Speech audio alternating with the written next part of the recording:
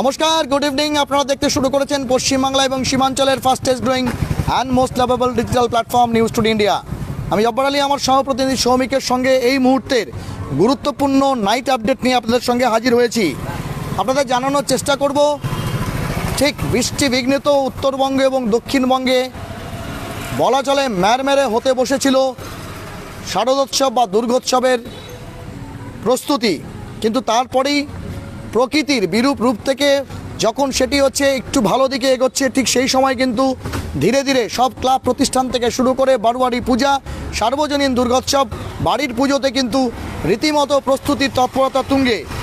এর ব্যতিক্রম নয় রাজ্য সরকার। আপনাদের জানিয়ে দিই, প্রতি বছরের মতো এ বছরও কিন্তু রাজ্য সরকারের পক্ষ থেকে রাজ্যের মুখ্যমন্ত্রী মমতা ব্যানার্জি আজ কলকাতায় বিভিন্ন জায়গাতে কিন্তু দুর্গাপূজার উদ্বোধন করেছেন। আপনাদের জানানোর চেষ্টা করব ঠিক যেমনটা জানানো যাচ্ছে যে দুর্গাপূজার প্রস্তুতি ইতিমধ্যে শুরু হয়েছে। আজকে কিন্তু শ্রীভূমি থেকে শুরু করে স্পুটনিক এবং একাধিক ক্লাব, লুমিনাস সহ একাধিক ক্লাবের কিন্তু উদ্বোধন করেছেন রাজ্যের মুখ্যমন্ত্রী মমতা বন্দ্যোপাধ্যায়। পাশাপাশি আপনাদের জানানোর চেষ্টা করব উত্তর দিনাজপুরের ইসলামপুর শহরের দুটি পূজা, পৌরসভার দুটি পূজা সহ গোটা উত্তর দিনাজপুর জেলাতে মোট 15টি পূজার ভার্চুয়ালি শুভ উদ্বোধন করবেন রাজ্যের মুখ্যমন্ত্রী মমতা বন্দ্যোপাধ্যায়, এমনটা জানা যাচ্ছে।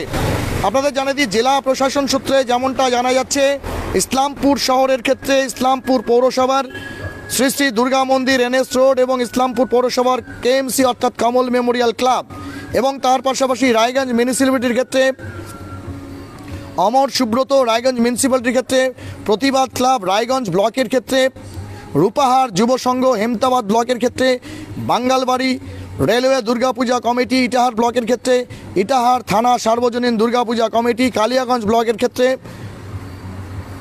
বরুণা জনকল্যাণ সংঘ দুর্গাপূজা কমিটি, কালিয়াগঞ্জ মিউনিসিপ্যালিটির ক্ষেত্রে ভবানী মন্দির সার্বজনীন দুর্গাপূজা কমিটি, ইসলামপুর ব্লকের ক্ষেত্রে নতুনপাড়া যমুনা শ্রী শ্রী সার্বজনীন দুর্গাপূজা কমিটি এবং চোপড়া ব্লকের ক্ষেত্রে সোনাপুর দুর্গা মন্দির দুর্গাপূজা কমিটি, গোয়ালপুকুর 1 ব্লকের ক্ষেত্রে শান্তিনগর উদয়ন সংঘ, পাঞ্জিপাড়া এবং তার পাশাপাশি গোয়ালপুকুর 2 ব্লকের ক্ষেত্রে চাকুলিয়া মিলন সংঘ ক্লাব, করণদিঘি ব্লকের ক্ষেত্রে করণদিঘি ব্লক সার্বজনীন দুর্গাপূজা কমিটি এবং ডালখোলা মিউনিসিপ্যালিটির ক্ষেত্রে সুভাষপল্লী সার্বজনীন দুর্গাপূজা কমিটির পুজো উদ্বোধন ভার্চুয়ালি আগামীকাল মহালয়ার দিন কিন্তু উদ্বোধন করবেন রাজ্যের মুখ্যমন্ত্রী মমতা বন্দ্যোপাধ্যায়। আপনাদের জানিয়ে দিই, সনাতনীদের পিতৃতর্পণের মধ্যে দিয়ে আগামীকাল কিন্তু সাড়ম্বরে গোটা দেশের সাথে পশ্চিমবাংলাতেও মহালয়া উদ্বোধন হবে। মহিষাসুর মর্দিনীর শুভাগমন বা বলা চলে দেবী পক্ষের শুভ সূচনা হবে পিতৃপক্ষের অবসান শেষে আগামীকাল থেকেই।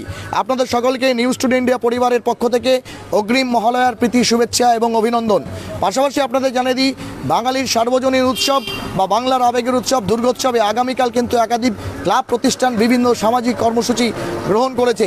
কোথাও রক্তদান থেকে শুরু করে দুস্থদের বস্ত্র বিতরণ এবং তার পাশাপাশি কোথাও কোথাও ঠিক যেমনটা জানা যাচ্ছে যে বৃক্ষরোপণ থেকে শুরু করে বিভিন্ন প্রতিযোগিতামূলক অনুষ্ঠান এবং কোথাও সাংস্কৃতিক অনুষ্ঠানের আয়োজন কিন্তু বিভিন্ন সামাজিক এবং তার পাশাপাশি আপনাদের জানানোর চেষ্টা করব বিভিন্ন যে শৈল্পিক সংস্থা বা বলা চলে হচ্ছে কলাকুশলীদের সংস্থা রয়েছে তাদের পক্ষ থেকে করা হয়েছে।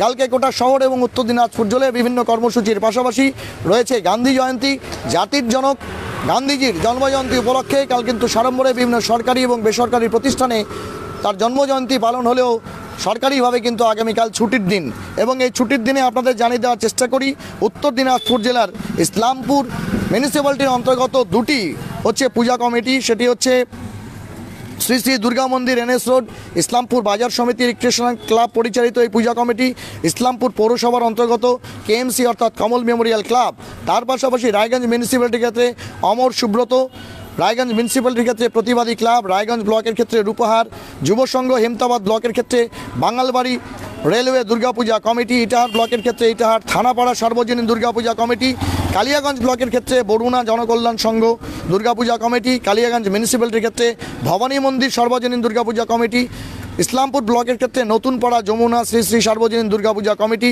চোপড়া ব্লকের ক্ষেত্রে সোনাপুর দুর্গা মন্দির দুর্গাপূজা কমিটি, গোয়ালপুকুর 1 ব্লকের ক্ষেত্রে শান্তিনগর উদয়ন সংঘ পাঞ্জিপাড়া এবং গোয়ালপুকুর 2 ব্লকের ক্ষেত্রে চাকুলিয়া মিলন সংঘ ক্লাব, করণদিঘি ব্লকের ক্ষেত্রে করণদিঘি ব্লক সার্বজনীন দুর্গাপূজা কমিটি এবং ডালখোলা মিউনিসিপ্যালিটির ক্ষেত্রে সুভাষপল্লী সার্বজনীন দুর্গাপূজা কমিটির হচ্ছে ভার্চুয়ালি উদ্বোধন করবেন রাজ্যের মুখ্যমন্ত্রী মমতা বন্দ্যোপাধ্যায়। পাশাপাশি রাজ্যের রাজধানী কলকাতাতে ইতিমধ্যেই আজ কিন্তু তিনি বিভিন্ন পুজো, তার মধ্যে অবশ্যই শ্রীভূমি এবং লুমিনাস ক্লাবের থেকে শুরু করে একাধিক ক্লাবের কিন্তু তিনি পুজো সশরীরে গিয়ে সেখানে উদ্বোধন করেছেন।